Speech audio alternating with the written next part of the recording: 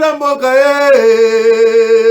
oyole tosuwa babimisa na poasa ba député to votaki bazo salarien tokende na funa bazo salarien Mbote na bino nyonso bandeko balandi ya Wemsa Télévision surtout bino bamouré ya émission Bakinois Balobi bozalaka wana ka soki 16h beti impatiemment ya kozela émission na bino bolingaka mingi et merci surtout na confiance pe fidélité au continuer à kosala na mwana mboka Paul Tosuwa Noko Polo l'homme de Beta Biloko oyo wapi tozolo ba depuis mikolo leki santé zo déranger mais à très bientôt beaucoup mona elisusu beaucoup Beta Biloko ensemble naye mais vous mesana mukie na petit Paul Tosuwa oyezali Ezekiel l'homme du Congo talula ndeko na bino azo accompagner bino tout au long ya semaine oyo et puis tozo continuer ko Beta Biloko na rythme wana to s'excuser mukie pour na retard boyebi technique azala toujours na ba caprice naye nde asali to comme na banda kuna bino na ngonga oyo mais bo se déranger te tozo en direct pour na bino bato bozolanda biso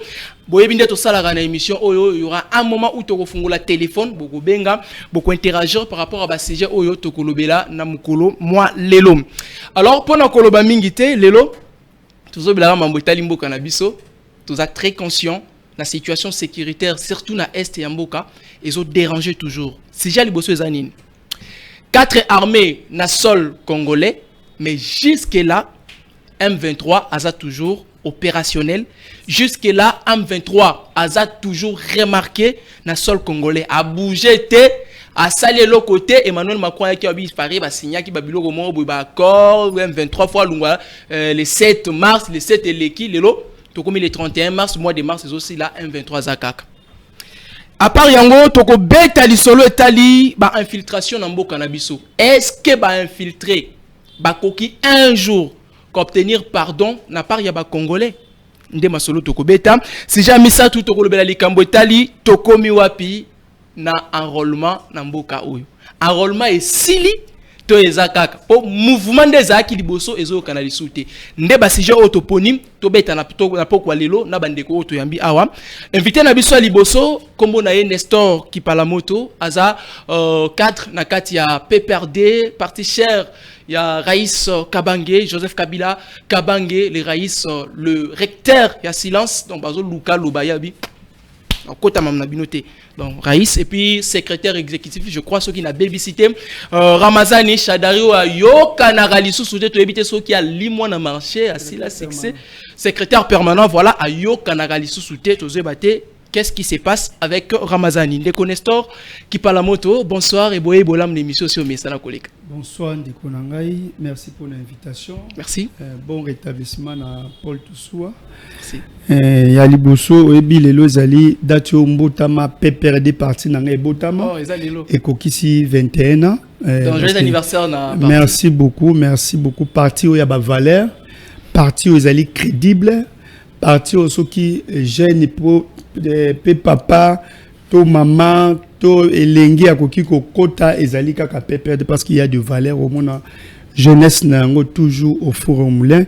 Bon anniversaire na parti nanga PPRD, bon anniversaire na mon mboka Joseph Kabila parce que yenda zali initiateur le recteur ya silence ya zali comme batala ka rolo bana banani il faut vendre kimia mbote sika zali mon mboka Joseph Kabila Kabange la passion du Congo muto abotama na carnet d'adresse msusu bakenda ko lukango hier mais hier abotama nango dans certains dons Joseph Kabila Kabange et sika zali na pesi mbote continuer à vendre kimia parce que biso moko tokoloba et puis vérité ndekoya ko pesa yo raison et na semaine eleki tozaki na délégation ya maman Olive Lembe Kabila na Lumumbashi na Katanga wa kenda ko sala lancement du programme à renforcement des capacités financières na ba mama oyo basali résumé na bango ba lobi sisi wote bato ba mona kabisika nyonso maman Olive alekanaka maman Olive initiative plus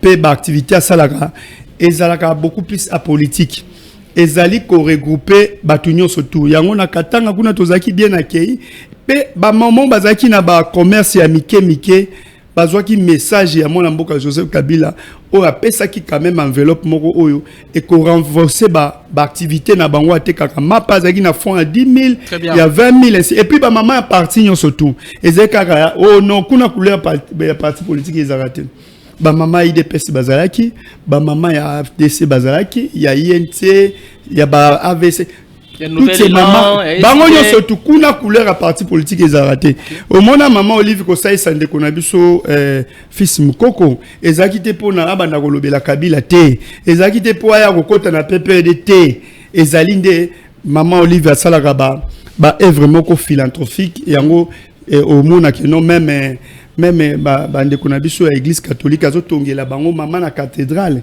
à niveau ya Goma, c'est-à-dire ce que mon maman Olive azali ko leka na province pe si comme il faut ko sani ko porter soutien parce qu'il fallait ko batela parce que azali mama maro ndeko na sepeli na émission parce que na moni ba sujet azali malamu mingi to lobela mboka parce que esika tozo kende ezali mabe makasi parce que moni quand un régime n'a pas d'idéal. Quand un régime n'a pas d'idée, au moins, on a tâtonnement sur tâtonnement. Les pays est tenté de patauger, les pays est tenté de tâtonner tout ce que les régimes embrassent, mais ça ne tient pas. Est-ce qu'il faut continuer avec les régimes de Félix Tshisekedi? Moi, je dirais non. Il faut mettre le lobby. Merci. Alors, on va tourner du côté, il y a invité Nabiso Moussousou Tozanaye, Kombo Banaye, Babinga Kaya, en fait, Pati.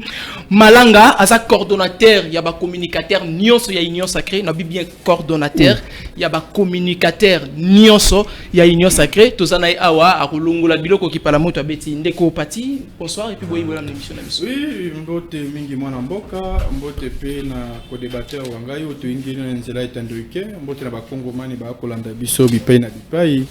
Sans oublier ba diaspora baso ba ingelo mboka angele longo nyamoka koswa na mwana mboka Élysée beaucoup mwana maposo oyo lelo tata mokonze kolo ala kisusu volonté bolinga ko na ko reconduire état que vice ministre à budget na pespeli susu mbote na ba électorat ngai nyoso a circonscription électorale ngai ya Moamba pe ya commune alimentaire particulier sans oublier mwana mboka Félix Antoine Tshisekedi Tshilombo ya kola la pongite butulo kola moi kulukobele kimia eba na koingela omonyele mo ekola biso Congo na pesi longo nyamoka koswa na lingai kaka na loba muke kolanisa na situation toza ko déplorer yango butulo kola moi parce que pouvoir na biso ezali pouvoir oyo ezali ko impliquer pe ko incarner ba valeurs républicaines de la République du Congo oui kolandisa na vision ya tata mokonzi ekolo mwana mboka Félix Antoine Tshisekedi sokola ni moboko pouvoir na biso efai na démocratie efai na état de droit efai na justice pe efai na progrès social.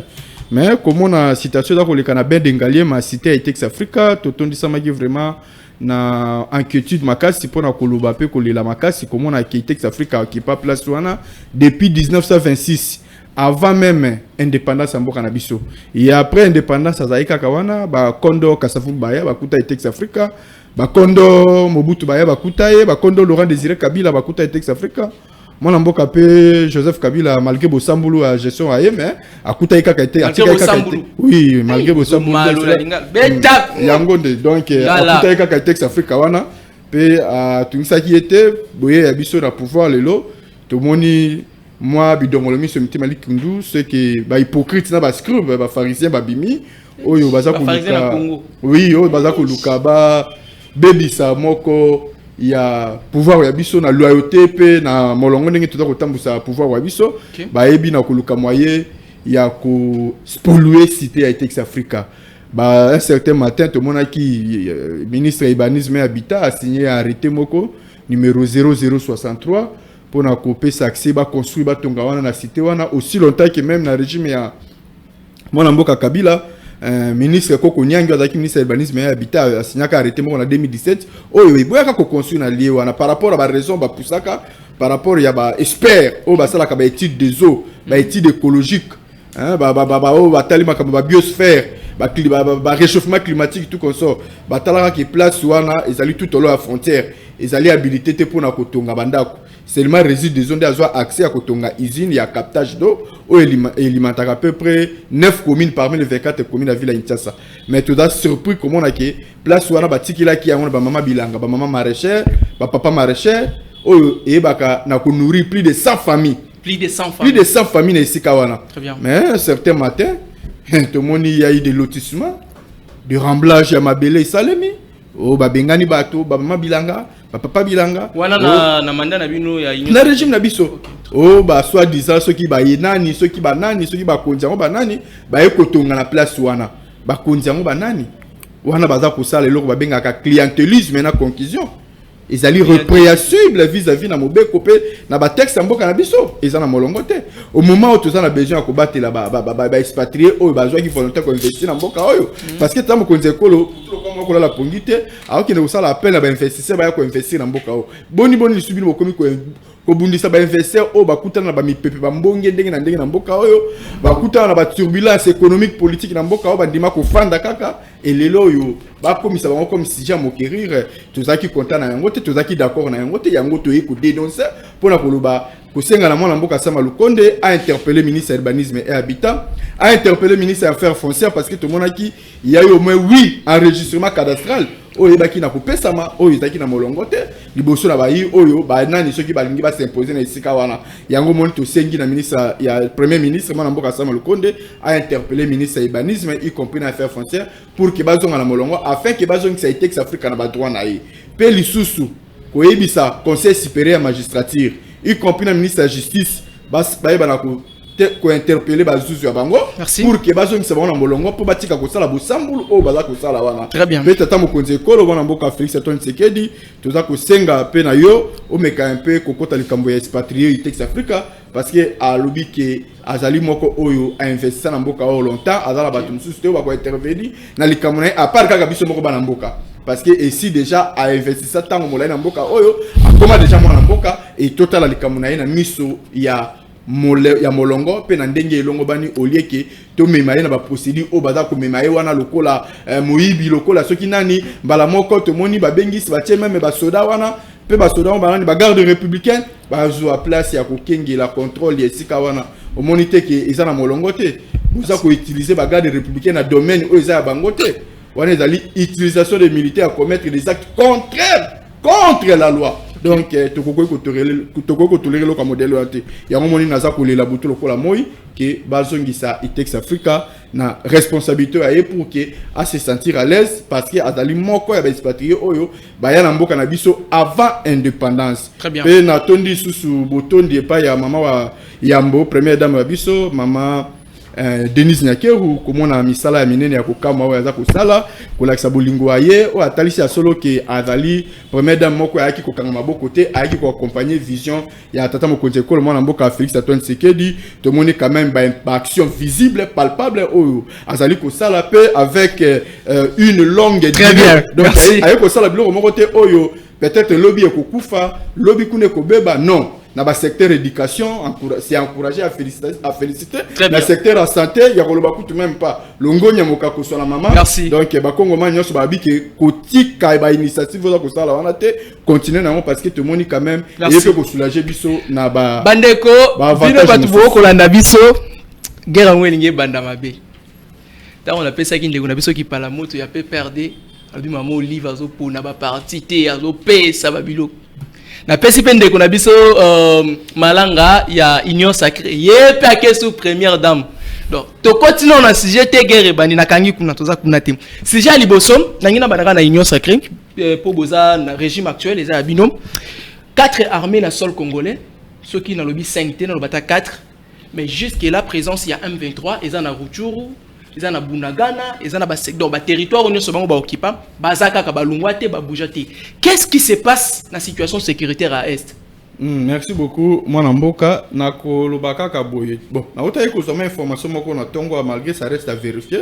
Il paraîtrait que ba M23, UPDF na armée na biso, bazali déjà ko bonga mapona ko yebana ko kanga babisaka bango ko kende na ba place oyo esengela ki na bango ko kende ko landisama na résolution ya Bujumbura kolandisama na masolo ebaki na kosoma na Bujumbura ndenge ba ebaki na kosenga bango ke ezaki déjà tout au plus déjà le 30 mars déjà ba libérer sol congolais mais comment on a que moi makambo bango ekenda ki un peu na lenteur tout consomme to ki comme si lelo déjà ba komi ko kanga bisaka bango pona okende na bisiko ezaki approprié pona bango kende pe ko lekana ba procédure ya ba cantonnement tout consomme ça reste à vérifier bon comment on a boye ya ba troupe wana okati ya sol congolais pona ngai na kolobaki ezalaki na lolenge ya mabete ezalaki kaka na cadre ya koyeba na koaccompagner biso parce que tozalaki déjà bamembre ya baorganisation wana ya EAC et lokola toyaki bamembre baorganisation wana tokotaki na kati ya baorganisation wana baraison moko ezalaki d'abord primordial mpe valable pour l'intérêt ya Congo et bakongomani toyebaki kokota na baorganisation d'abord na cadre économique et commercial pour le marché d'échange pour le cadre douanier et tout ça pour faciliter douanier pour faciliter le marché d'échange nde eyi osala kibiso to adhérer to ndima kosangana na kati ya bosangisi ya communauté wana ya EAC mais tant on peut to comme victime na makambo etali bitumba c'est tout à fait normal ba ya ko porter au secours et pas ina biso mais le mal ane que to constater boye bwa bango to moni moi la terre muke na kola desamana soucio to lingaki parce que to lingaki boye bango ba kanga maboko te ba porter quand même au secours pour que to ba na commettre fin liboso na ba terroriste oyo ba hypocrite ya ba M23 ba scroll ba pharisien oyo ba za ko agresser biso pendant longtemps sous couverture ya nani ya Rwanda parce que pays agresseur ya RDC c'est Rwanda ye mutabate na sima M23 mais lelo to moni quand même et ça le bango ezaki na molongo te yango moni lanterne to bazo sala lelo côté pour lanterne na ko sala lelo c'est des choses différentes non baza ko sala ndenge to lingeli parce que changement ezalité na ndenge to lingelaki yango moi nazongi kaka na maloba ya mwana mboka général Chiko Titambwe après avoir prendre langue na ndeko ya différents pays Afrique qui kota la pe komona aibira ki na kota les biso déjà que non na minute kolanisa démarche au RDC a commis na yango vis-à-vis na communauté ya SADC c'est là qui prouve déjà sur le plan diplomatique que non RDC déjà ici a constaté que bosale liya mapinga ya EAC eza ko kena molongo te na ndenge otolingelaki donc force ya état-major général ya mboka na biso déjà ba komaki mo na ba inquiétude mususu yango moni pe déjà que ba yebaki na kotal sa regard na bango na communauté ya SADC yango pe lelo to moni boyei ya mapinga ya Angola au sol congolais pour ngai na encourager yango pe na féliciter yango mais to linga ke ba meka un peu ko changer méthode na tactique de jeu pour que to yeba na kokoma na siko to lingi mais tant on a yokaki maloba ya moko ya ba membre ya conseil de sécurité des Nations Unies que non, n'attendez pas aux Nations Unies de régler les choses d'une manière magique ou bien spontanée à la place des autorités congolaises. Cela veut dire que déjà, pour la situation dans l'égalisation à Est, tout le kakotia kak espoir n'a pas payate, n'a pas mapinga libandate. Tout espoir de la mapinga abiso moko. Très bien. Malgré que nous sommes infiltrés. Et là, au sein de l'armée congolaise, il y a l'infiltration en outrance. À tel point. Infiltration en outrance. Voilà, maman, avec Ingabo, comprendre. Merci beaucoup. Donc, il y a infiltration, moko eza na kati armée na biso, il y a Bosambulunde, il y a ndenge longo banité. Donc, au-delà, au ezangi même na limite. La preuve année, il y a eu à peu près 26 officiers supérieurs. Oyo ba quitter armée na biso pour rejoindre M23 et là il y a eu encore 2 jours passés awa na uti komona lisusu présence ya lieutenant colonel John o azalaki na est kuna ye wana pe abimi kobima waye akei wapi ake ko rejoindre M23 lieutenant colonel John Gassasira yuka komboana Gassasira vous comprenez que non l'armée était infiltré. Très bien. Yango Monique, to senga qui quand même tous un peu moi au secours de gauche à droite mais na ko senga déjà ba service na biso ba lukamoye ko kene na procédure à identification. Tous les cas d'identification c'est de notre armée pour na to identifier ba vrai ba Congomani ya solo o bazali au quartier armée na biso pour avec infiltration ensuite to continuer on ka boy to ko risquer to kuta na mona système ya Tchakal. Tindika mais Tchakal. Très bien.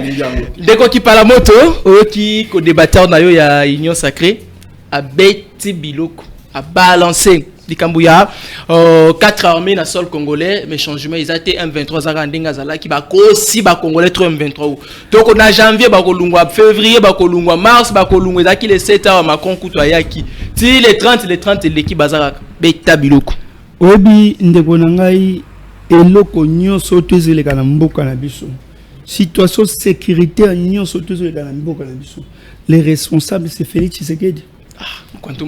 Donc Félix Tshisekedi c'est lui les responsables. Les responsables. Malheur nyonso zo comme la mboka bande kona biso nde bazali ko kufa na est matin midi soir les responsables c'est Félix Tshisekedi. Ah, c'est responsable dans ndengeni nzala okay. clair pour Ndeko d'abord présenter coordonnateur à ma communicateur. Communicateur moi je connais Donald Kabasel. Très bien.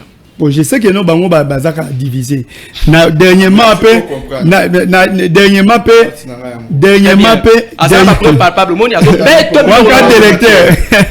carte d'électeur. Je connais le communicateur du changement pour la nation, Union Sacrée. Non, Luvunga, poste non Malanga. Prénom, parti, coordonnateur. Donc, je connais Donald Kabasel. Je connais encore un autre groupe, c'est dirigé par Fumutoto.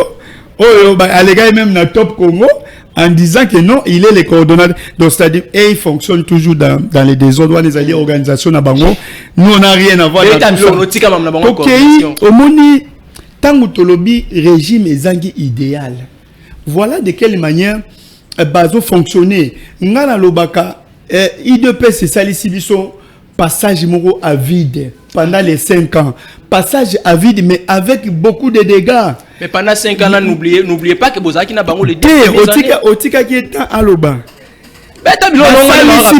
Passage à vide mais avec beaucoup de dégâts. Donc IDP a fragilisé même unité nationale. Obiso ba Congolais to bané ko lingana bomoko wana avec l'IDPS et comme il disparaître.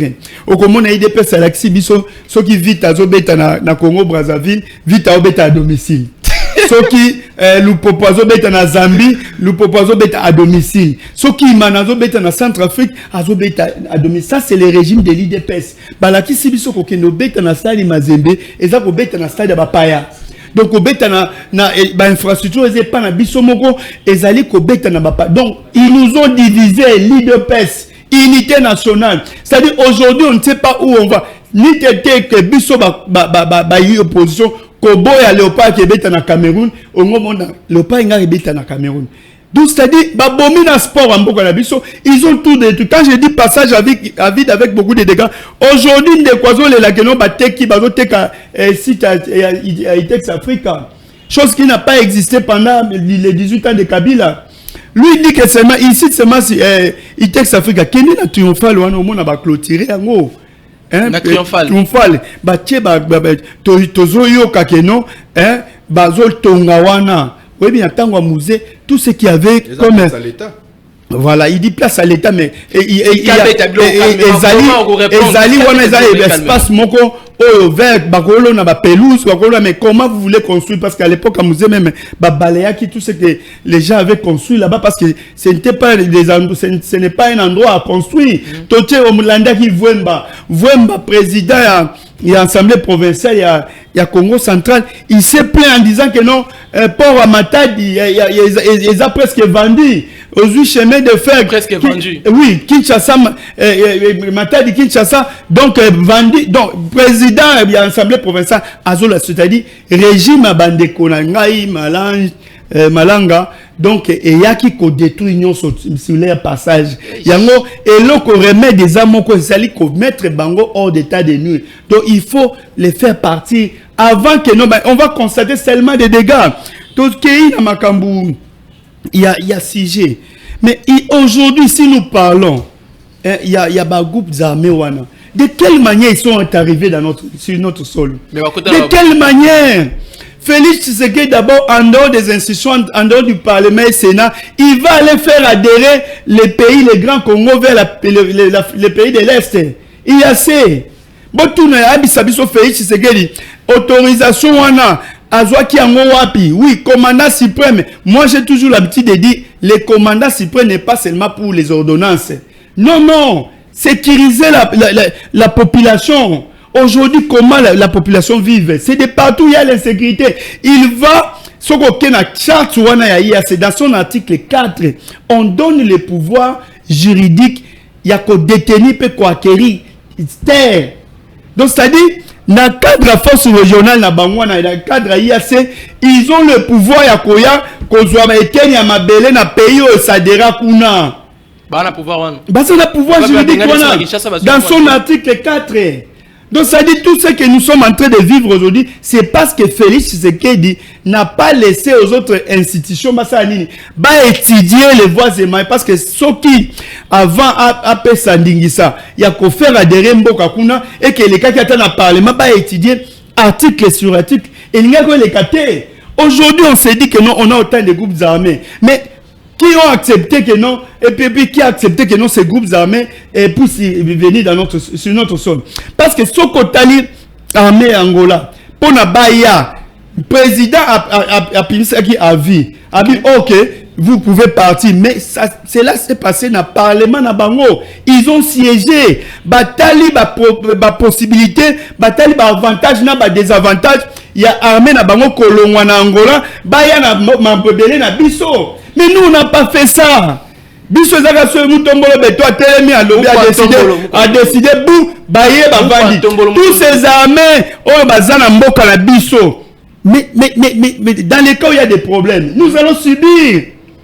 Est-ce que les autres ont étudié bataille qui n'a parlement institution oyo ils allaient censés à vérifier et puis ils ont donné un avis. Ils sont crédibles et puis bazali au moins sécurisés. Mais biso siko tozo yamba bango awa. Mais tozo yamba bango notre parlement au Sénat aucun avis parce que Félix a dit que non wana baba tukeno à tout moment comme un salaire à $21,000 bango il faut toujours. Voilà comment on a réduit les pays, les grands Congo. $21,000 réduit au pays. Mais je vous dis que non, un professeur touche combien? Pour qu'un député touche plus de $21,000. J'ai vu les professeurs marcher. C'est pour la première fois dans le Congo. Les professeurs, latito, kei na primati, yambi bangote.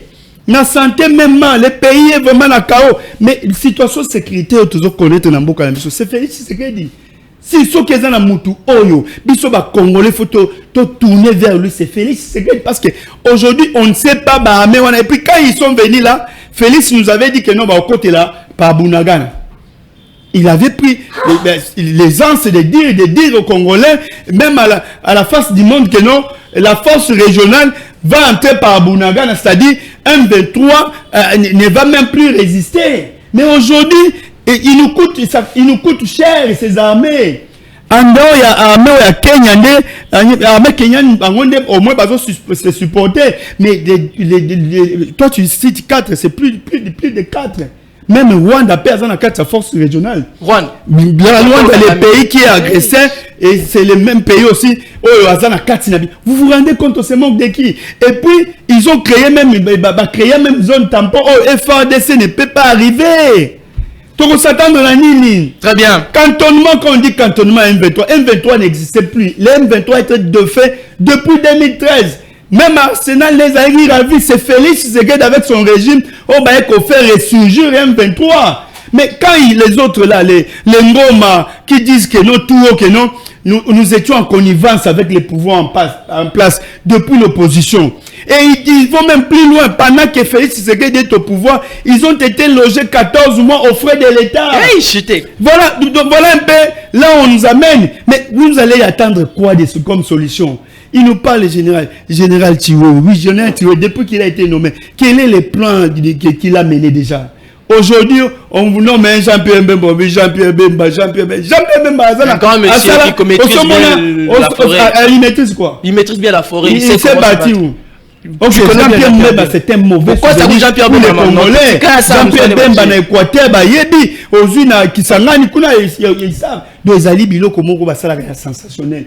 Aujourd'hui, notre pays est tenté de prendre beaucoup de risques. Et Moutoua Memi Mboka, nous surtout na biloko nous allons, et ali Félix Tshisekedi. Parce que cantonnement, on ne va pas dialoguer avec les rebelles. Quand vous déclarez déjà quelqu'un, c'est un terroriste. Mais vous n'allez pas dialoguer avec eux.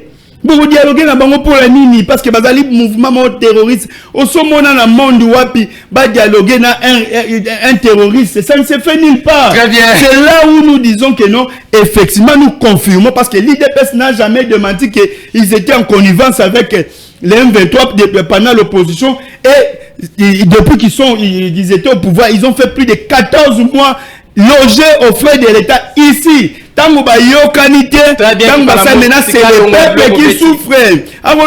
Ce sont des vérités. Aujourd'hui les responsables de tout ce qui arrive dans notre pays, c'est Félix Tshisekedi. Très bien. Ndeko Pati, Malanga, coordonnateur, il y a un communicateur, Oyoki, très bien. Makambo Ndeko Nestor qui parle la moto. Tika Kimiako. Vous dérangez Ndeko Nangai. To bani biso ko bebisa te. Bandeko bino bat bo landa biso to fungola tele boko benga biso bo benga biso non temps to lo banda ko benga boko benga toza en direct. Il est 17h24 minutes na chrono nangai, c'est-à-dire que bozo s'est trompé toza en direct. Boko benga un moment. Abeti biloko. Assure Yoki bien on la process à la très à l'aise. Le mola biloko no so qui parle la moto abeti. Je fais confiance. Merci mon Namboka. Ezekiel Moudikongo. Ezekiel. Très bien. Merci, mon amboka Ezekiel. Ndeko qui par la moto, na sepelakanae d'abord qui a zalaka jeune moko quand même du Fera, na ba jeune bango ya PPRD. Et salaka ba analyse na ba réflexion moko quand même zalaka un peu cohérent.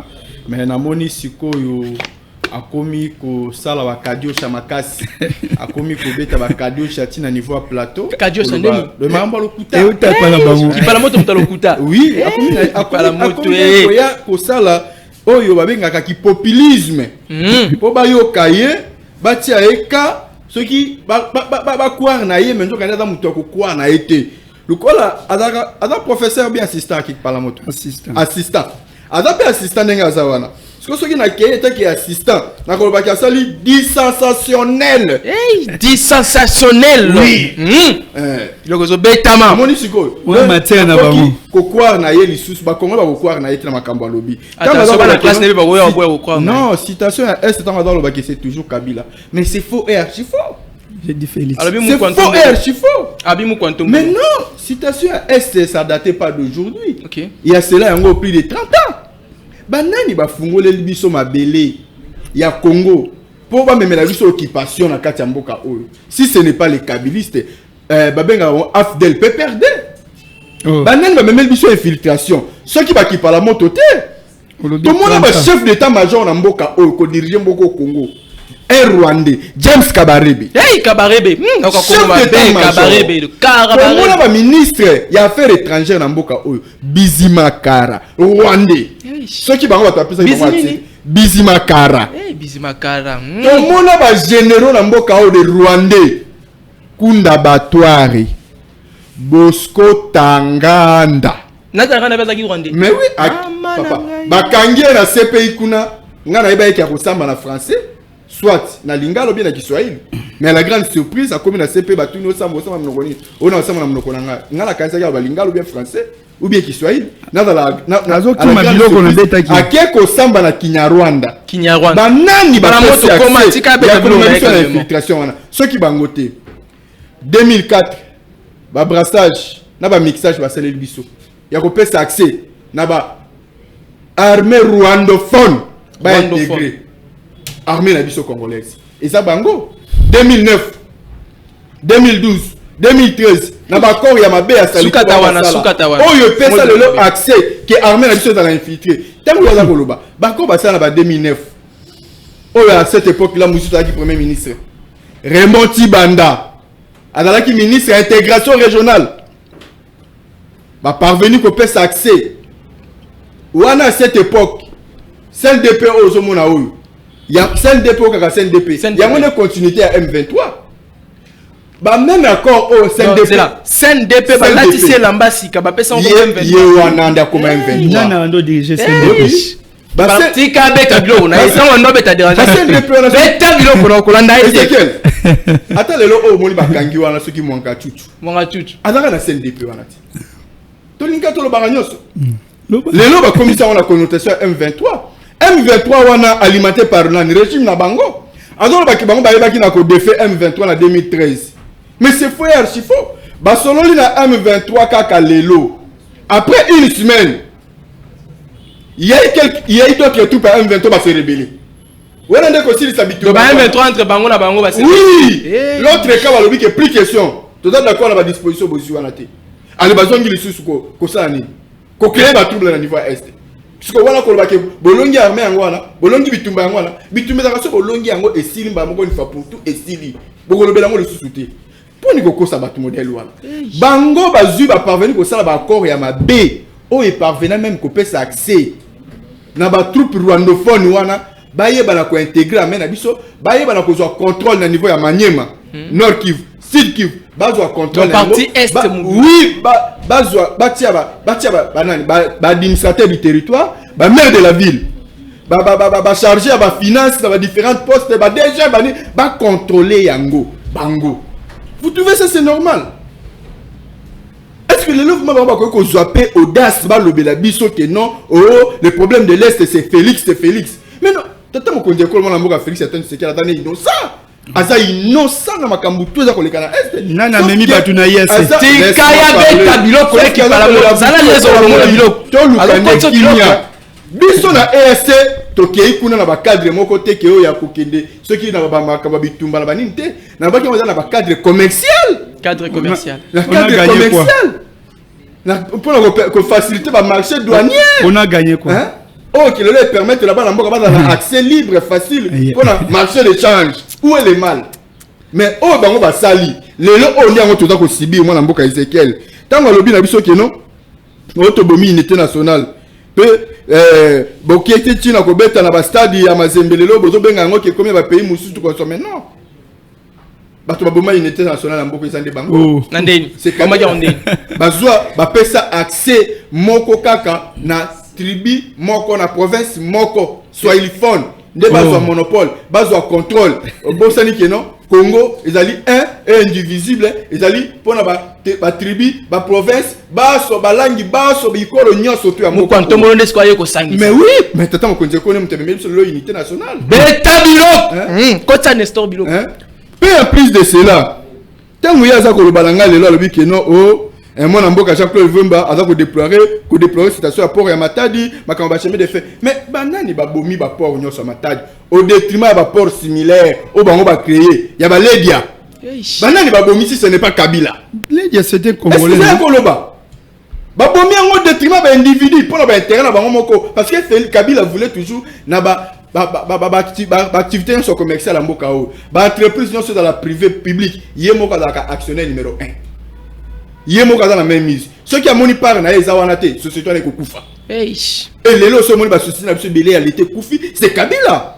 Akokanga kolobelo konini. Très bien. Les lots tozo subir conséquences vie tozo subir les lots. Ceux qui na betolo masolo na yango, c'est Kabila toujours. Yémo kazawana yebiango. Kabila a porté le comment pour la jeunesse congolaise. Toute la jeunesse sacrifiée à cause de Kabila. Oh, il est là, Koloba. Avec ça, on a dit EAC, dans l'article 4, ils ont fait accès à la charte de Bango, non?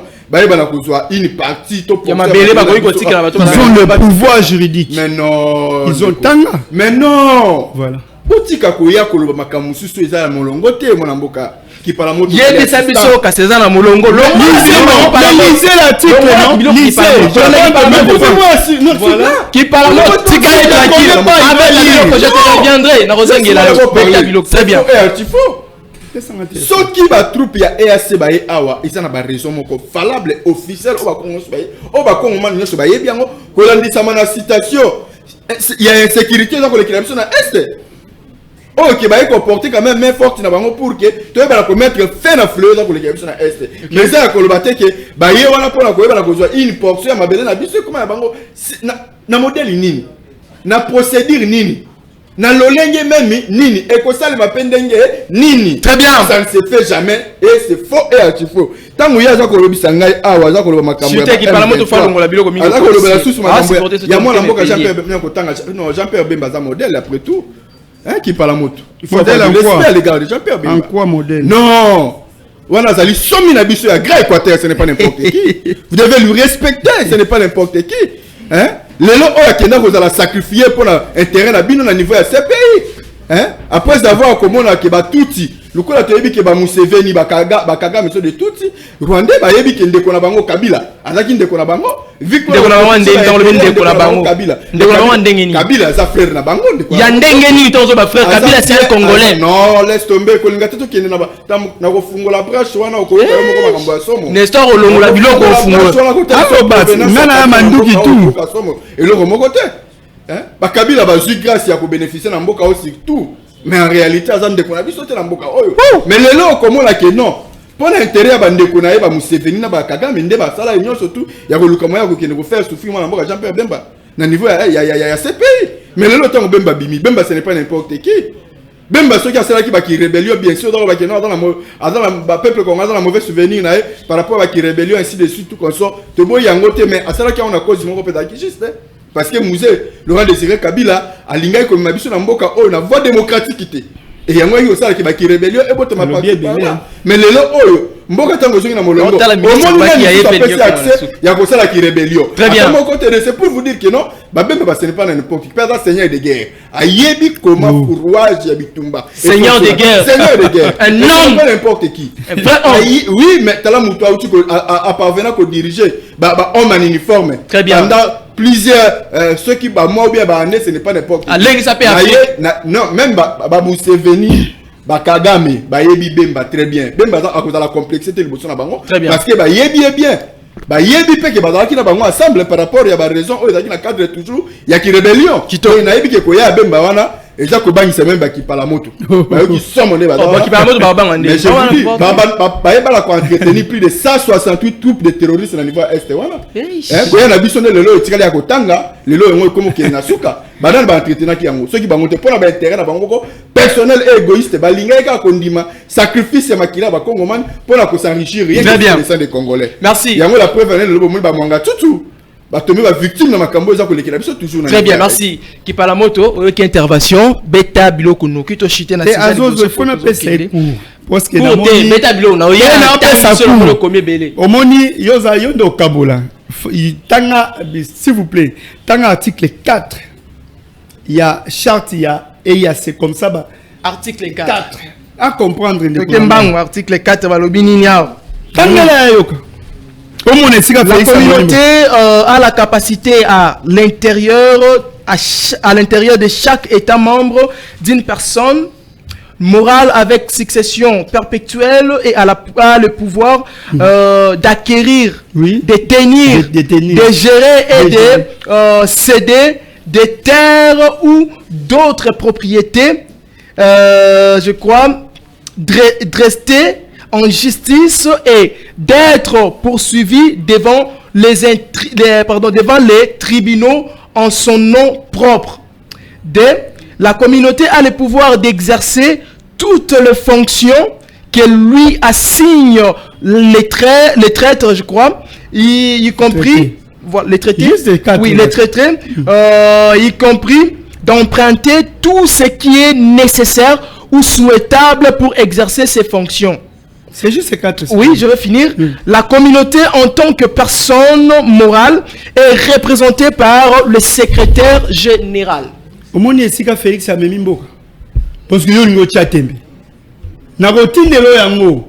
Parce que attends ngote, soki charte oyo et les kaki na parlement na biso batangi article par article. Je ne crois pas que Bujumbura, Rwanda, Uganda, ils n'ont pas de terre à céder. Ils n'en ont pas. C'est pas pour rien, ils ont créé même des zones tampons dans notre sol. Nous sous forme de cartographie. Ouganda dans un secteur, ou Bujumbura dans un secteur, Angola, ainsi de suite. C'est quelle façon? Et armée na biso, FARDC, azana capacité au Komakunati. Namboka na biso moko. Ça c'est Félix Tshisekedi. Là où il est allé, soi-disant pour Nayozaki, échange économique, il doit inviter que qu'est-ce que nous avons gagné. Mais voilà, Bango Bazali pour atteindre objectif nango. Quand tu nous parles, ok Koloba, que non, mais pour quitter, c'est dans son article 145, pour quitter, dans autant qu'il soit à la fin, il faut comprendre pourquoi il n'avait pas voulu faire passer ça dans le Parlement. Pour que le Parlement ait étudié article par article. Je t'ai dit que non, Angola pour que les soldats na bango ba longwa ba ya na mabele na biso président atikaki que non basala ni basala étude et puis ba pesa avis pe opinion na bango étant que parlement. Mais c'est ce qui s'est passé. Mais avec Félix Tshisekedi ce n'est pas ça. Tu nous parles de nos Kabila privilégiés swahiliphone ainsi de suite. Bochab c'est un swahiliphone. Lumanu c'est un swahiliphone. Ngoïka Sanji Swahiliphone, Denis Kamba et Swahiliphone, Tunda Kassem de Swahiliphone, la même de Swahiliphone. Tous ces mondes-là qui ont bénéficié des postes et de Bazaba Swahiliphone. Soit vous ne comprenez pas la gestion, c'est ça votre déficit. Aujourd'hui, sport et Mboka na biso tango na lobby est koufi parce que depuis que Félix Tshisekedi est au pouvoir, il n'a rien apporté. Tous vous allez éliminer, bâti, même pas infrastructure moko. Infrastructure à ta moko ezate. Azokutaka oyo Kabila tikaki. Ba œuvre nyo surtout tout ce qu'aujourd'hui Félix Tshisekedi azo sale les alika oyo Kabila tikaki na banzela. Paul Wange pozo bo katsini bo komo katsana ba moto bande ko la biso. Boko lobela Kabila merci te. Mais ça pour Mboka, il a fait ça pour les pays. Tokei makambo infiltration. Est-ce que tu peux me dire Guizaro, Azam nationalité Guizaro, c'est lui que Félix a nommé ministre ETP. Parce que au Babylone, il faut talasima. Guizaro, Chibanda ou tu causes la ministre de la Défense. Kabila Moutanoma qui est Ozuli Mana Luboya. Bazaba Fouinini. N'est-ce pas, Brassage Bazari na ba RCD, nous ne pas ya Bemba. Mais ce qu'on yébite. Lukaka, avant Oya Kolobabilo, on sous la média, Ozoa tant ya Rosa Nini, Yako, Salampe, qu'on récapitule Makambo. Moi j'ai dit Bemba a saigné de guerre en quoi? Bemba na 2006, élection après élection, il a voulu s'affronter avec l'armée nationale là. Pourquoi qu'il n'y a aucun ambassade? Hein? Même Bazuba Ougandais, Centrafricain, Banani, Nebaza, est-ce que le Bemba a les plans à guerre? Donc, pour le ministre de la Défense, Ndabim se rappelle la guerre, Bemba seigneur de guerre. Voilà, c'est pour ça que nous vous disons, vous êtes des sensationnels. Bemba, ministre de la Défense, Ndabim se rappelle la guerre. Pour Nabino, c'est ça. Nalobi, Moutoye la biso Kagame, Bobenta Maboko na martyr. Tala mémoire à Kagame vous l'avez amené ici au stade de Martyrs. Yonani Oboya Kagame Bino IDPS. Oui. Bino IDPS Félix Tshisekedi ba révélation bicelé les conseillers privés à Bimisi. Félix Tshisekedi est allé chercher les carnets d'adresse chez Kagame pour exploiter ba minéraux na biso win. C'est Kabila. Avez-vous déjà vu Kabila à Kenekosa Biloko Ndengwa? Kabila a eu pouvoir dans 29 ans. N'a habité que non à Joana, Yokoma au Banek au réfléchir. Mais Kabila a trouvé un pays divisé. Bemba na Bitumba Kuna, Roubé, Wabo et tout. Les pays étaient divisés.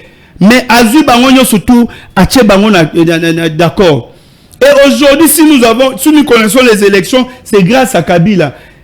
Indépendance économique à travers code minier, c'est Joseph Kabila Kabange. Les noms beaucoup mis ça va recette mata. C'est parce que code minier, Kabila a donné l'avantage dans notre pays. Écoutez, même un problème est belé, mais il s'est dit que non, Moutakoria, mieux vaut trouver quand même un pacte dans nos sous. Mais aujourd'hui, ils ont bousillé, on a détournement. Tout ce qu'ils ont élaboré comme projet, programme, détournement, 100 jours, détournement. Aujourd'hui, j'ai le détournement. 0 tout détournement. Si le bampio d'Inabi soit 6 millions, mais c'est ça. Mais aujourd'hui, pourquoi ça nous aujourd'hui,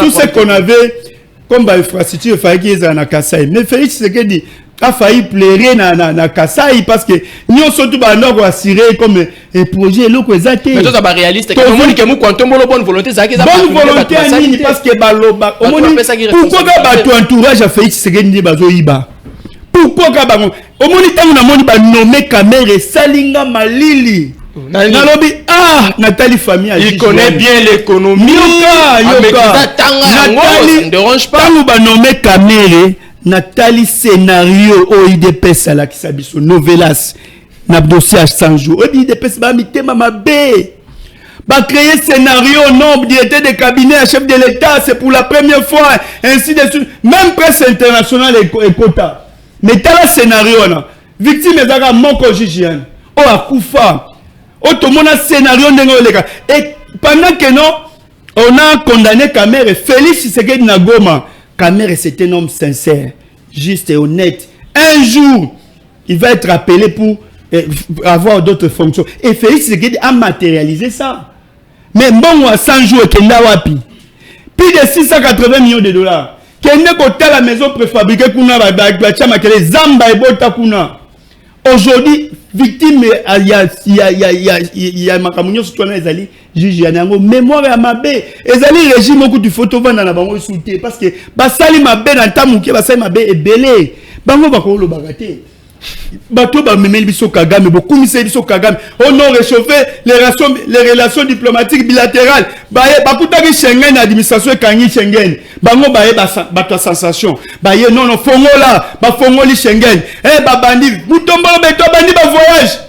Plus de 200 comme sur 280 combien de voyages. Voilà pour le voyage. Mais misolo ya mboka kei mais résultat diplomatie ba ebisi Félix Tshisekedi solution za kana mboka na yo. Pourquoi tout ce monde-là, même Nations Unies, demande à Félix Tshisekedi que non, solution c'est dans ton pays. Parce que lui-même a pris des engagements et a engagé les pays pendant que non, il y a des institutions qui étaient censées, il y a quoi ça, il y a quoi apporter un plus. C'est pour nani. Très bien. Nana toi qui signature à qui ko Samboka na force na IAC. Nana vu dernier ben sagi M23 pendant 14 mois logé dans frais de l'État. Oh, des matango tile loté. Nani, Kabila Sassalango, il vient parler au compte de Félix Tshisekedi, mais à l'andara discours Félix Tshisekedi. Félix Tshisekedi, pas plus longtemps ici dans Genève, il a reconnu que non, l'M23 a été défait. Mais Ndegonanga, il vient ici, il dit que non, c'est faux, groupe Moko Kenaki, mais pourquoi ces groupes-là, de 2013, si en 2021, comment on a été. Quand Félix Tshisekedi a Zubokondi, après quelques temps, ça il faut se demander le pourquoi. Parce que plus de 9 ans, ce mouvement n'a plus existé. Mais quand Félix Tshisekedi a vu pour Bokondi, après quelques temps, et ils n'ont jamais démenti que non, l'M23 a été logé ici dans Frena Bango. Démenti mon garçon, qui se moque à chaque fois dans la Congolais. Aujourd'hui, ils ne donnent pas la force à notre armée. On n'y met pas les moyens. Mais importance, tout le monde de Konangaï, importance à force régionale. Non, il faut charger Nabi, importance, il y a des groupes armés en Union sociale. Parce que, surtout, déclaré que non. Ils ne sont pas venus pour combattre les M23. Mais quelle est leur importance? Entre-temps, Bazali utilisé comme misolo à l'État. Entre-temps, Bazali n'a ma belle ambition. Entre-temps, na Est, insécurité sur insécurité. Entre-temps, la M23 ne fait que attaquer notre position de notre armée.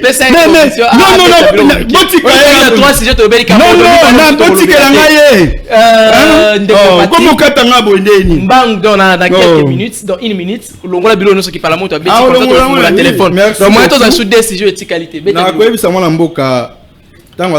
L'article 4, qui est une portion à ma belle, tout consort, c'est faux et archi faux.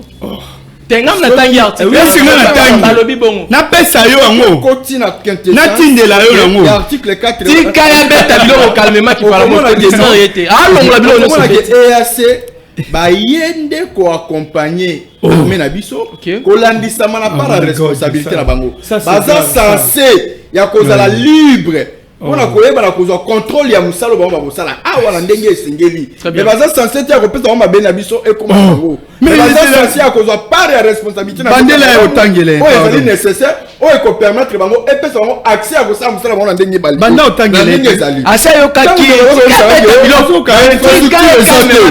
mais ngala ozala étonné bon bah ça les plus de 20 quelques années ça moka o infrastructure ni malongo ba batige mais les lots qui sont dans Katanga, ils sont dans Kassou. Ils sont là à Kassou Mbalesa. Yom Totongiango. Les lots banane basa. Yom Totongiango. Qui parle mot Totongiango. Yom Totongiango.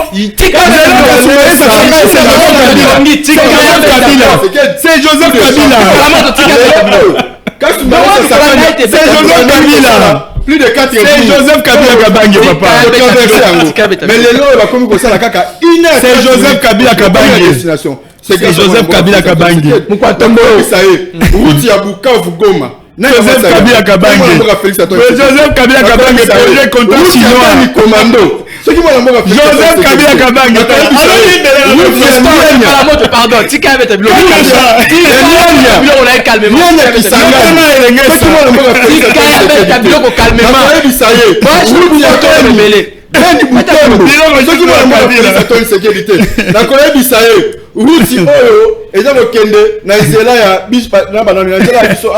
Congo central. Asphalté, je dois quitter. Les deux comme asphalté. Grâce à mon amour à Félix Antoine. Poni, so de mouton. On le voit. Bon, on allait jeter. N'a pas différence. Bongo. N'a pas qui c'est bongo.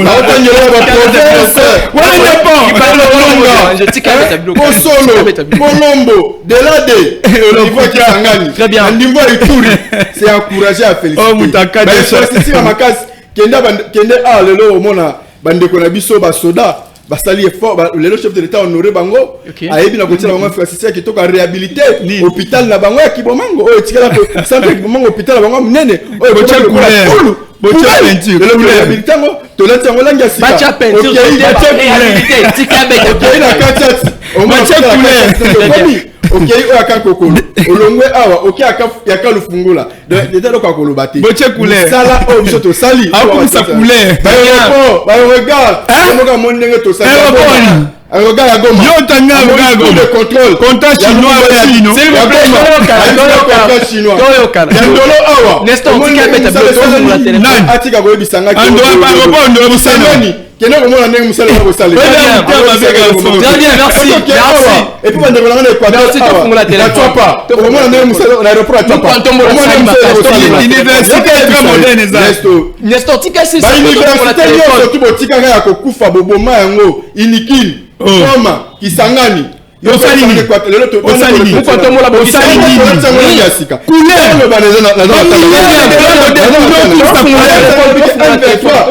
plus de 14 mois à la ville selon les dénonciations mais Kabou a des mentalités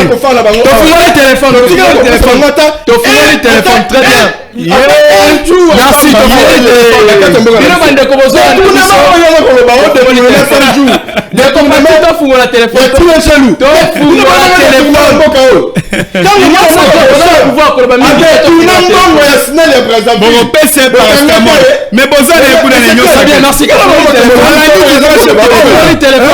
de téléphone s'il vous plaît l'élection c'est grâce à Kabila l'élection c'est grâce à Kabila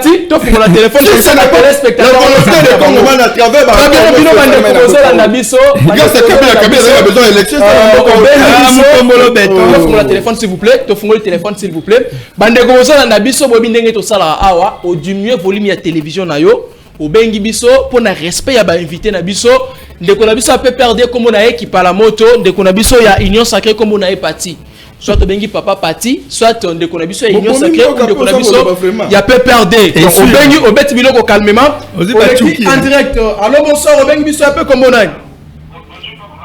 Merci au bengi biso un peu comme on a. Commune Nsele beta biloko tozola ndao. Très bien. Oui, biso toza ba Congolais toza na souci ya mboka. Très bien. Omoni soki baye na émission bongo baya na pona kokumisa bato te. Bango bato bazokanga wana ba Joseph Kabila ba Ndeko Tshisekedi biso toza kotika bango te.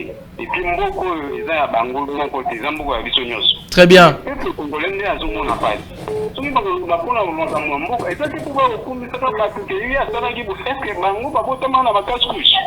Biso toza kotika bango mpe bakamba mboko ezalaka keno bango banotangela biso baloba o makambo etali mboka. Baloba makambo eza na mboka peuple azosouffrir. Très bien, merci.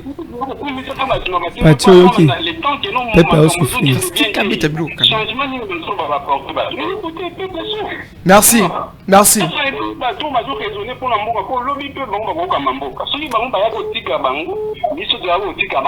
Merci. Très bien. Merci beaucoup. Merci. Tu as demandé comme sous au bengo du mieux volume à télévision ou les en direct.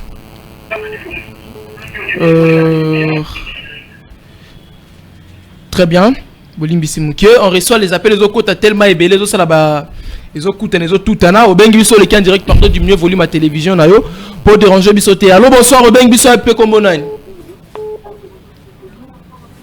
Allô bonsoir. Allô, bonsoir. Oui, au bengi biso un peu comme bonne. Oui, bonsoir. Na bengi na commune ya Bumbu. Commune à Bumbu. Wouh, commune à Bumbu akei. Comment nani? Comment on a eu Papa Ange? Papa Ange Beta Bilo. Beta Bilo. Oui, na bengi na za si tu na pa ya ndeko ki balabala. Qui parle à moto. Ah, qui parle à moto. Voilà, papa qui parle à moto, azo sala biku ba succès, azo tombola mini Joseph Kabila. Tangu ndeko ya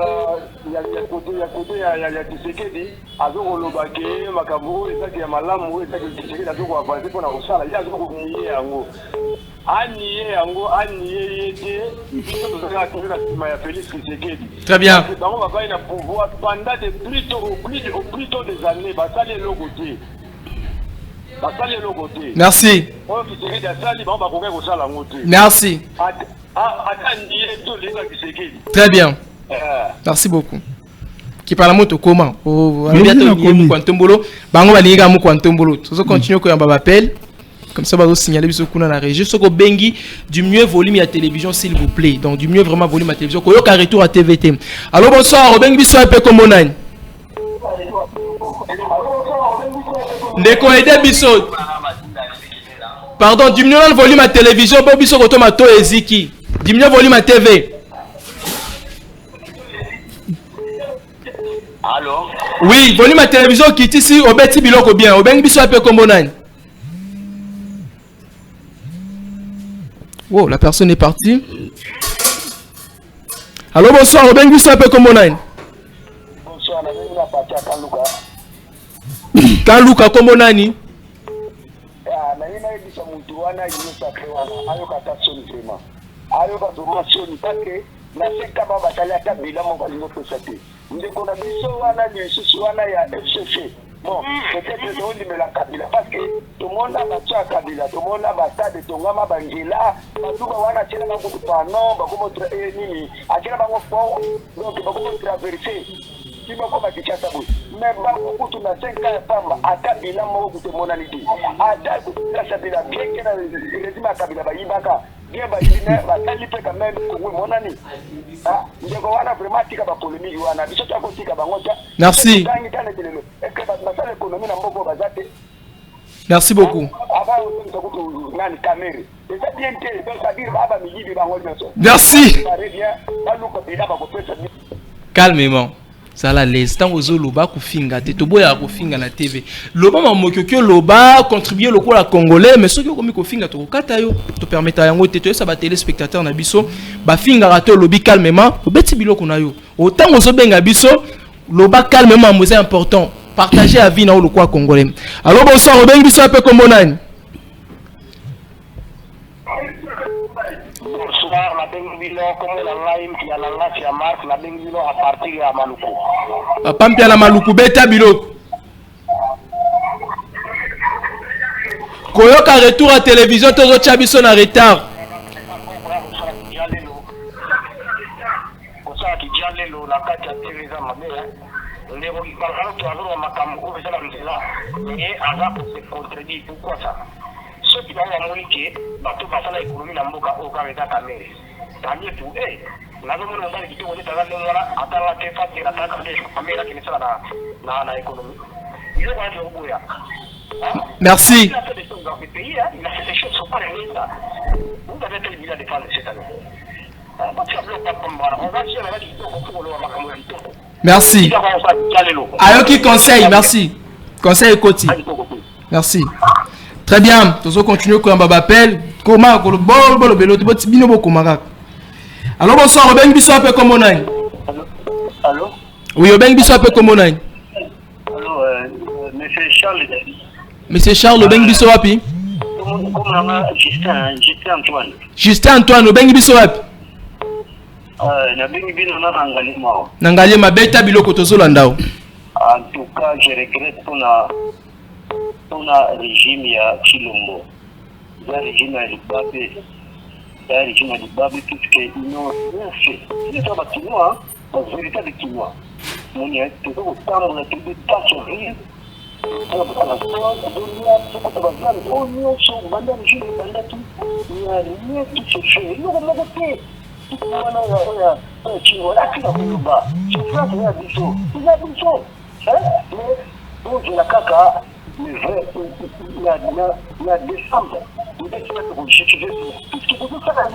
Merci.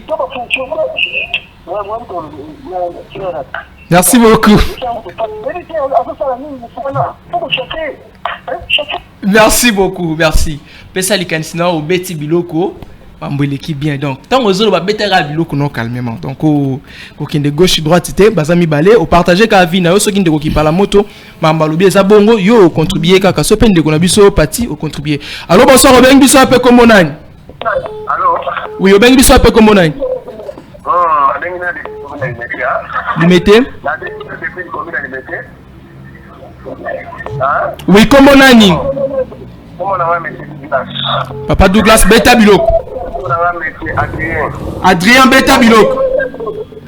Bon, on a l'objet boya. C'est tout. La zone de beaucoup plus papa n'a pas la tête à ma peine de photo. C'est vraiment mon père, donc j'ai vraiment des respects pour la haie. Quel que soit le mabé, pourquoi pour le belé, maintenant, ma mathématique, on a dans la réserve. Bon, tout d'abord, il faut la gagner surtout vraiment pas si on a un Congolais pour le belé à Kabila dans Mboka. Pourquoi pas pour ça va aider à Malam, pour le belé à Makambeta de Mboka, pour le belé à personnalité partout. Je ne sais pas si papa n'a rien à Zawana. Akutana na Kabila koma. Ce qui m'a donc qui t'a non voyage, tout souffrir na comme la pression complète de dignité na ko de la Kabila. Donc tout le monde tout la koma mutu. Donc vous ça pour le la koma batu no ya sana Kabila poto za la maître que nous voulons que mboka na biso ikele biso. C'est pas Kabila déjà kinda biso beaucoup à biso makambo sa mboka kinda. Merci. Merci beaucoup.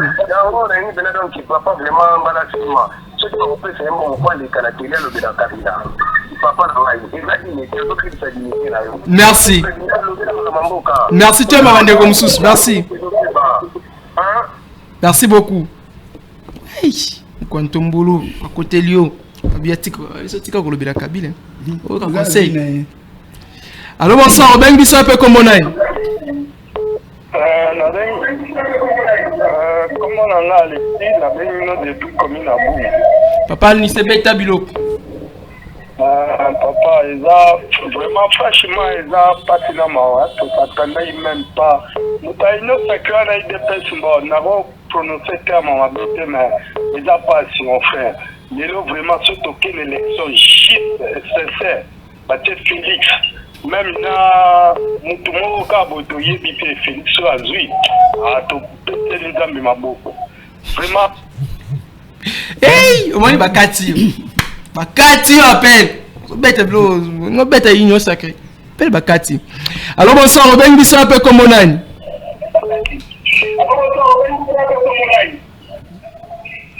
ndeko ede biso du mieux volume à télévision koloka retour à TV todo chabiso na retard solo on appelle. Obengi biso un peu comme nani. Ouf. La personne est partie. Pardon bandeko so bobengi au du mieux volume à télévision no poto yo kamala mo du mieux ka volume à télévision on s'est concentré na appel à téléphone poto yo kana sozo kana TV to yo kana bien té. Alors bonsoir obengi biso un peu comme nani.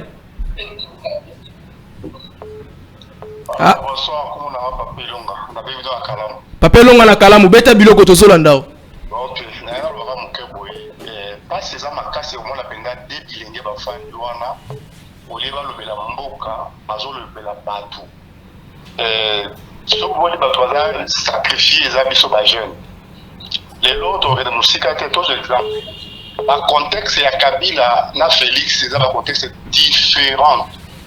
Kabila a fait son temps à kozonga les sous présents na mboko yote ça c'est l'évidence tout on les andengwana à ça l'époque naïe Aza le monsieur autre félicité parce qu'il a su travailler avec les belligérants à même à place à Maki. Aujourd'hui c'est l'époque Félix Azui Mboka na niveau ni et Mboka niveau qui nous a amené na point wana mais c'est mutuwa même biso yebani et il y a aussi la tonne à Yakoluka, à l'Ongolambo, à place des Alaki, à Memango quelque part. Mais ce qu'il faut dans la Kouloubela, individu, Kabila fait ceci, Félix fait ceci, Baza partout, ou tout le monde n'a pas point faible. Donc, c'est Kabila en tant qu'individu. Les lots, tu remets Maboko, na Bilo, Baza Nangwana, les lots. Kingakati, Moutou Moko, Koza Nangwana, est-ce qu'aujourd'hui, exemple simple, Kingakati, et ça, les lots, il y a individu.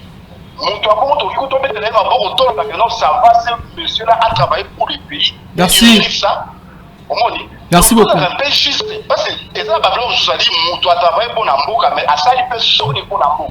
Aujourd'hui, les lots aujourd'hui dans la République Mobimba, Kabila Azana va faire, mais sur qui ne peut pas imaginer. Merci, merci. On a annoncé tout le monde la vie.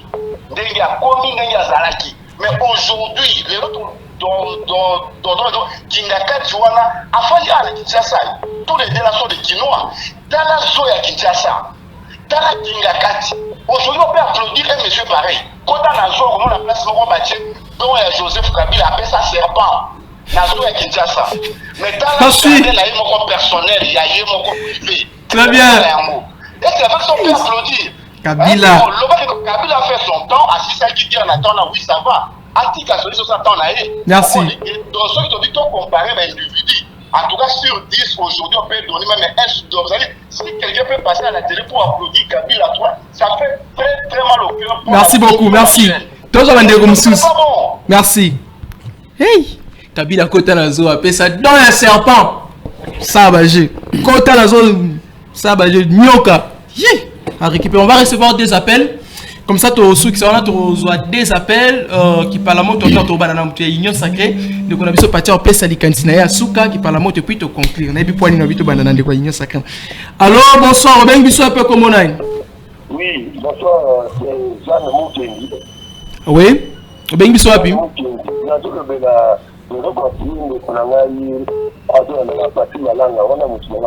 Très bien. C'est-à-dire qu'il fait passer son temps inutile. Tu vois, les mandats de Félix étaient largement positifs. Tout ce que Patrick Malala a dit sur la télé est la réalité. Tout le passé, tout le monde est gratuit, l'enseignement est gratuit. Tout le monde est gratuit, tout le monde est gratuit. Ah, ce que je veux dire, Makala. Merci. C'est fait, petit lombo.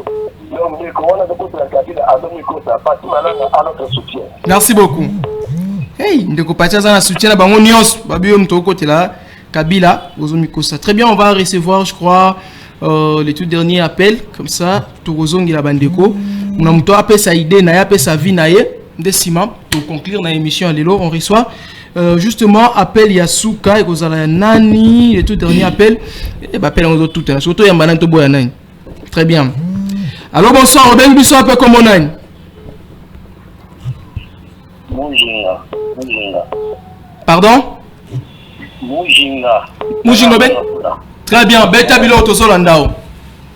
Bon, nazolanda bino awa ndeko ya ino sacré, je regrette pour l'année hein, parce que banda régime ebandi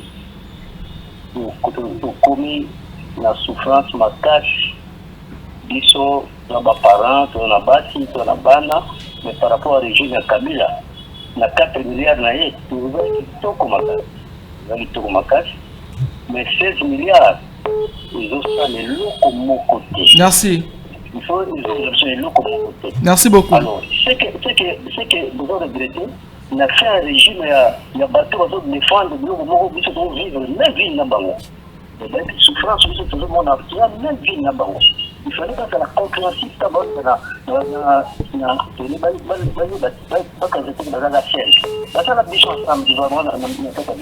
merci.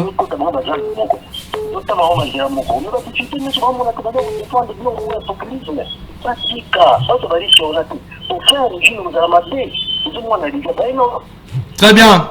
Alors, Tozo qui appelle Yasuka, Tozo Bandanande Kunabiso ya Union Sacrée, qui m'appelle Nyoso, au Komi, le monde peut résulter en Koma, mais quand on répond à Ming de Bandeko, appelle au Bandeko Babeti. Ah, ouais, de quoi insister, pardon, Tozo, appelle Yasuka. Alors, bonsoir, Robin Bisso, appelle comme on a. Oui, précisément la commune à Kalamo, ingénieur Pati Dinzala.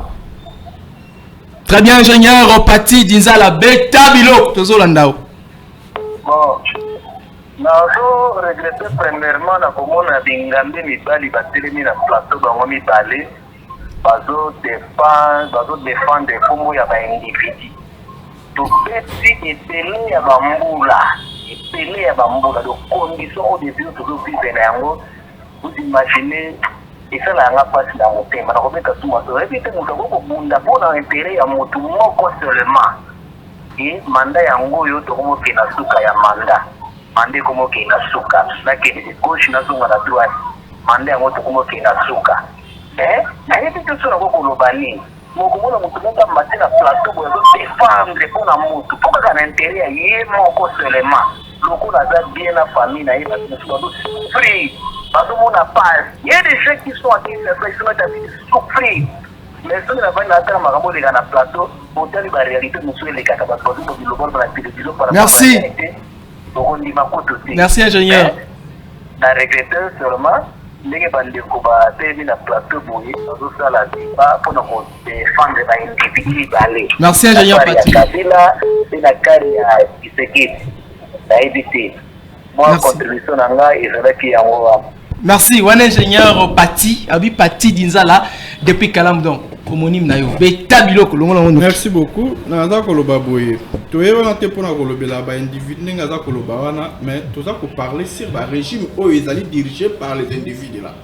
Toza na régime ya mwana mboka Félix Antoine Tshisekedi. Toyebi que il a dirigé ce pays il y a cela 4 ans. To subir ba réalité nini. Ceux qui bande ko Kabila bazaki na bolingo na biso, to sali na bango 2 ans. 2 ans ya coalition FCC cash. Tala mabenyo so ba salaki.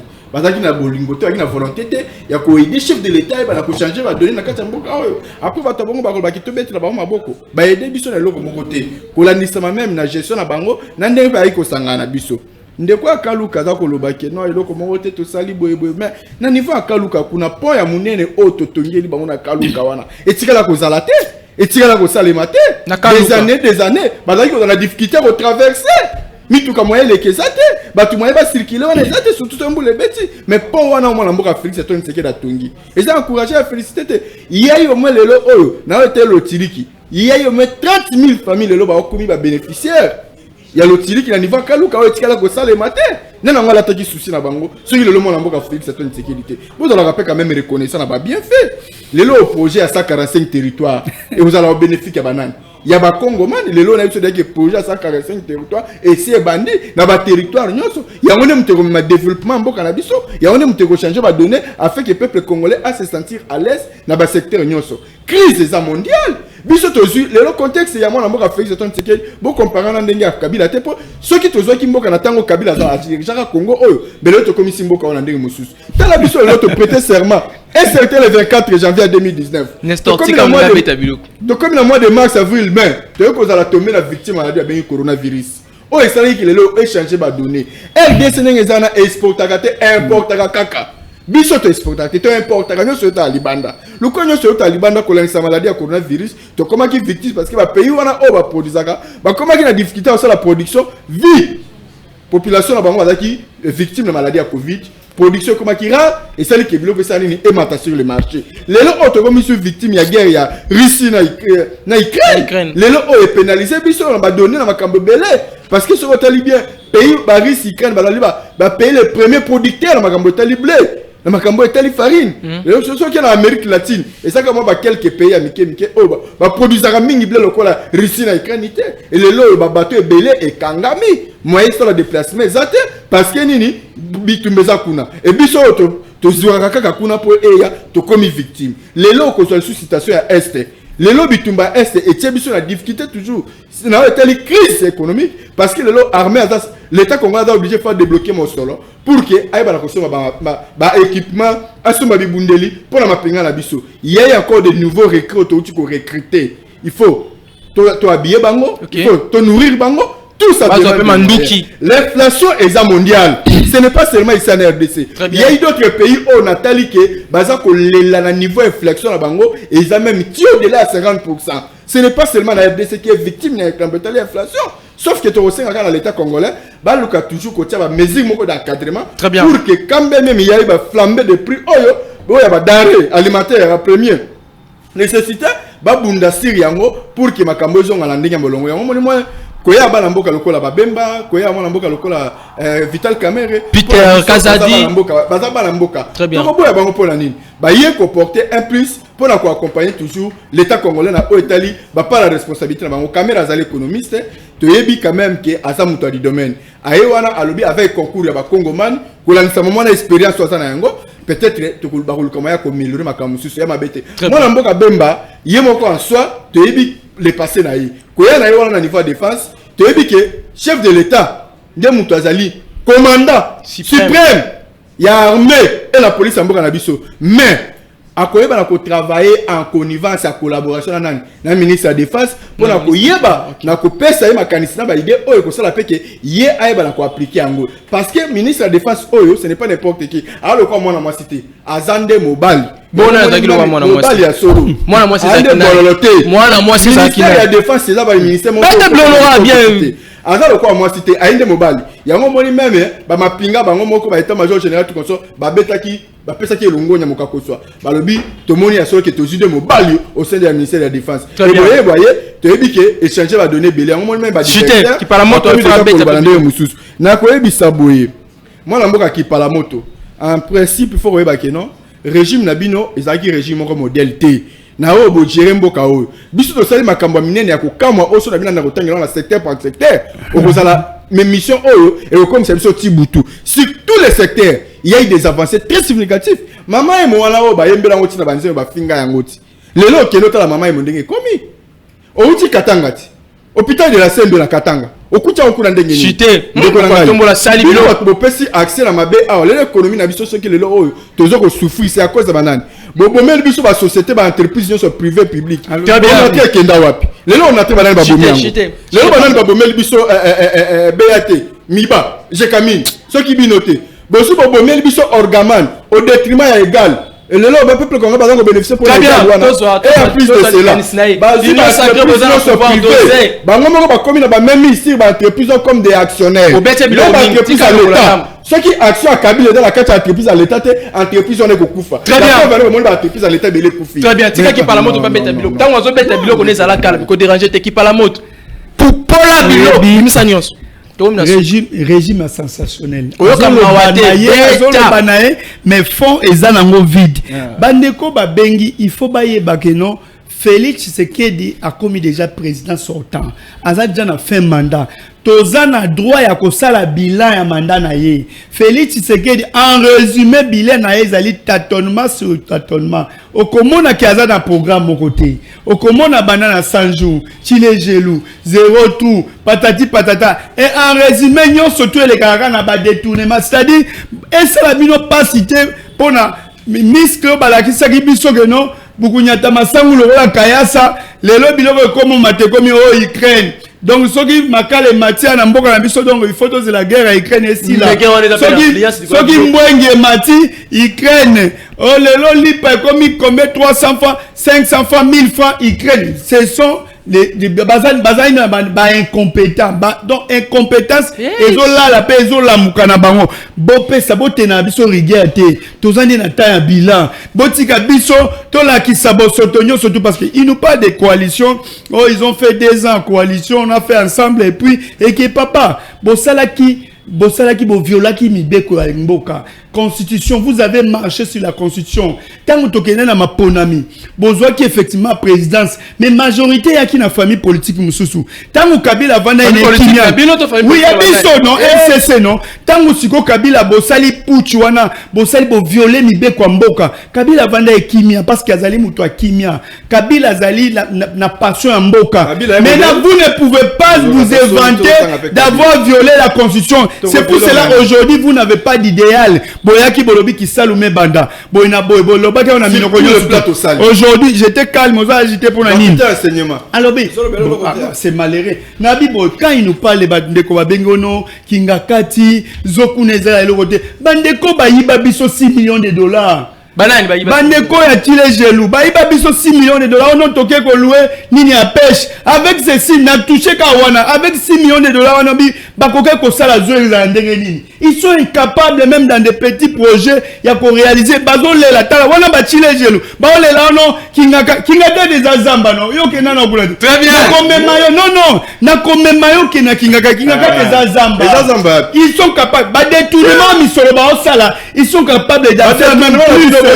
Voilà, il est agité pourquoi la Bochaba na bino kuna qui parle non pourquoi tout le monde na lobby boy bakar diviser ça wapi mais bino ba activiser mais bokanga batongo non des mensonges et de mentir premier opérateur économique quand il nous parle ya makambo ya quand il nous parle de la gratuité c'est pour ça que je dis que non les messieurs ne suivent même pas ba discours à Félix Tshisekedi pendant point de presse à Macron na Félix Tshisekedi il a décrié tout il est passé aux aveillés moi lobby que non à cause soi-disant la guerre il y a pas moyen de financer gratuité il y a pas moyen de financer 55 territoires il y a pas mais je te dis merci augmentation tu t'es dit que merci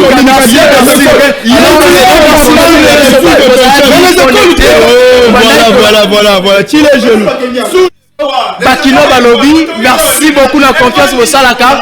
Tokutani prochainement pour un nouveau numéro. Il y a émission Nabino Bakino Balobi. Jusqu'à là, portez-vous bien. Au revoir.